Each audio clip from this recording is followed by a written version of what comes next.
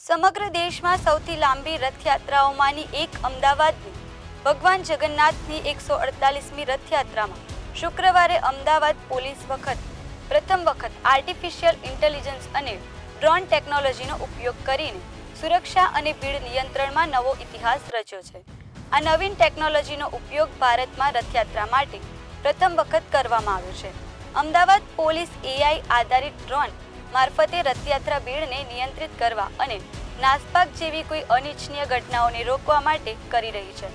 અમદાવાદ પોલીસે યાત્રાના 16 કિલોમીટરના માર્ગ પર 40 AI આધારિત ડ્રોન તૈનાત કર્યા છે, જે રિયલ ટાઈમ સર્વેલન્સ અને ભીડની ગીચતાનું નિરીક્ષણ કરે છે.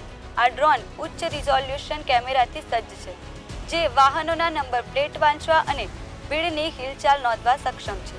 રથયાત્રા પર પોલીસ કંટ્રોલ રૂમમાંથી નિરીક્ષણનો વિશેષ વ્યવસ્થા ગોઠવવામાં આવી છે.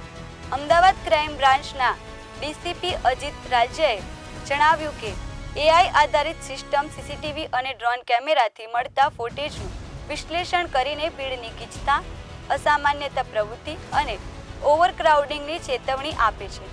આનાથી પોલીસને તાત્કાલિક પગલાં લેવામાં મદદ મળે છે. ભગવાન જગન્નાથની રથયાત્રા આનંદ અને ઉલ્લાસપૂર્ણ વાતાવરણમાં સુચારુ રૂપે પૂરી થાય તે માટે અમદાવાદ પોલીસે 4 ટીમ બનાવી છે, જે અમદાવાદ શહેરની સાથે વિશેષ રૂપે રથયાત્રાનું નિરીક્ષણ કરશે.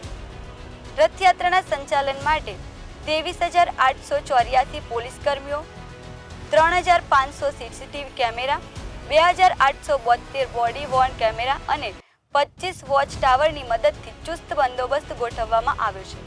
આ ઉપરાંત 96 સ્થળો પર કેમેરા અને 240 ટેરેસ પોઈન્ટ મારફતે પણ રથયાત્રા પર સતત નજર રાખવામાં આવી રહી છે.